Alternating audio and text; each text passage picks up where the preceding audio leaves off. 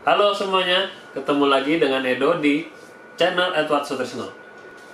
Di video kali ini, kita mau bahas tentang COVID-19.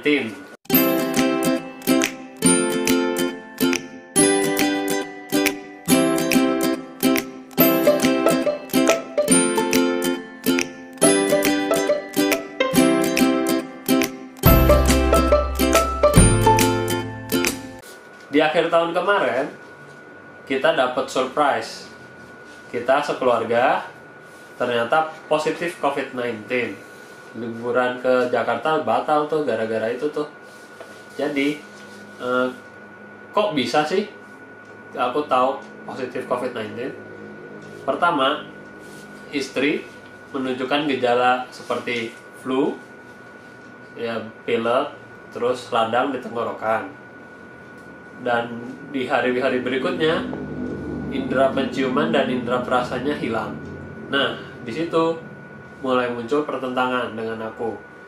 Sebenarnya perlu nggak sih tes antigen? Di situ kita berdebat. Udahlah, nggak usah, anggap aja positif. Enggak lah, nggak mungkin COVID. Dapat dari mana COVID-nya? Ketularan dari siapa? Gitu. Dan akhirnya diputuskan daripada kita berdebat, ya udah kita tes aja deh antigen. 250.000 tuh waktu itu, masih awal-awal, dan ternyata hasilnya positif. Jadi setelah kita berdebat, ada baiknya juga kalau kalian yang di rumah yang nonton ini, kalau memang ada gejala seperti itu, ya kalau udah mengarah suspek COVID, ada baiknya dites antigen mandiri. Jadi kita bisa lebih cepat mengantisipasinya.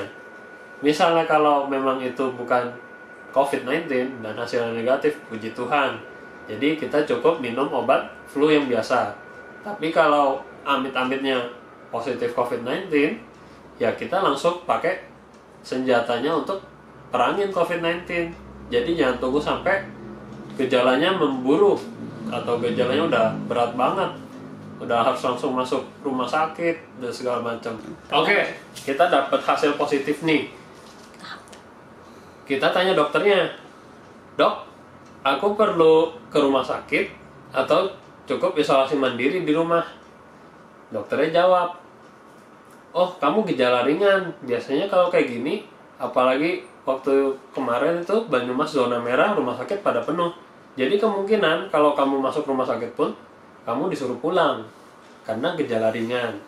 Dan dokternya mempertimbangkan karena di rumah kita ada anak kecil 3, kalau kita dibawa ke rumah sakit, anak kecilnya kasihan, gak ada yang jaga. Oke, jadi kita putusin isolasi mandiri di rumah. Nah, yang menjadi pikiran berikutnya, apa sih yang perlu kita siapin kalau kita isolasi mandiri? Jadi ada obat, ada equipment atau peralatan, ada activity atau aktivitas dan habit yang harus dirubah. Di video kali ini kita ngebahas yang activity dulu dan habit. Jadi untuk orang yang dengan positif COVID-19 itu harus tidur minimal 8 jam sehari. Jadi buat mereka yang suka begadang, termasuk aku suka begadang, istriku suka begadang melihat HP sebelum tidur. Sama, aku juga begitu, lihat medsos dulu sebelum tidur. Dan itu harus dirubah. No, itu harus dirubah karena aku mencobanya beberapa hari pertama karena susah banget ngubah habit, dan itu makin drop. Besok pagi bangun kepala pusing, berat, nggak semangat. Tapi begitu besok aku coba tidur lebih awal, bangun agak siang sedikit, itu lebih segar.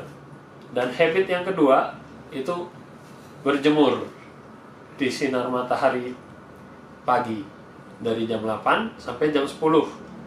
Kalau siang juga boleh, terserah, tapi ya konsekuensinya hitam deh. Jadi dan selama berjemur itu kita harus berolahraga pastinya. Jujur, setelah menikah aku jarang berolahraga, apalagi mau jemur-jemuran.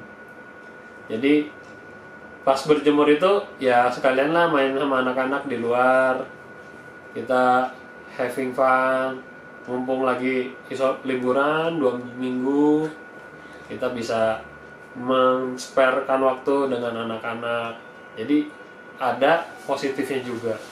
Yang berikutnya, kita harus makan tepat waktu, atau enggak setidaknya kita harus makan teratur 3 kali sehari.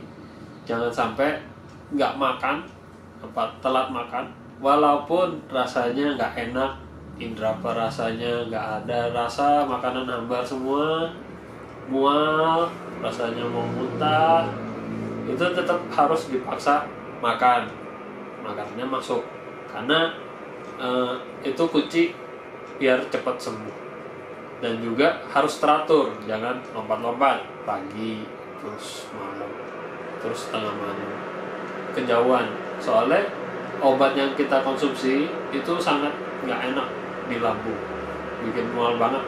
Tapi ya rasanya begitulah, namanya mau sembuh ya harus tetap diminum obatnya. Terus harus makan buah-buahan, itu sangat dianjurkan banget sama dokter. Dan yang terakhir adalah tetap semangat, berpikir positif. Kita harus berjuang melawan penyakit ini, tetap beraktivitas seperti biasa, tapi ya jangan yang terlalu berat-berat. Bersih-bersih rumah ya boleh lah, ngepel, nyapu. Paling berat ya nyuci baju mungkin, cuci piring, cuci baju. Tapi kalau sampai angkat-angkat lemari, angkat-angkat kasurnya nantilah setelah sembuh, baru kita misalnya mau ada yang dirubah posisi rumahnya gara-gara 2 minggu di rumah bosan, ya nantilah nunggu agak sehat baru gotong-gotong. Kalau aktivitas yang lain, aku rasa sih kemarin aku melakukannya biasa aja, dan malah kalau kita tiduran terus harian rasanya kok gak semangat banget, lemes banget. Tapi kalau aku paksa sedikit, tetap ngepel, nyapu, itu malah lebih semangat sih kalau aku. Oke, video kali ini untuk yang aktivitas itu saja. Nanti di video berikutnya kita akan bahas mengenai obat yang kita konsumsi dan equipment apa aja yang kita pakai selama kita isolasi mandiri 2 minggu itu. Terima kasih. Jangan lupa subscribe, like, share, dan komen di bawah.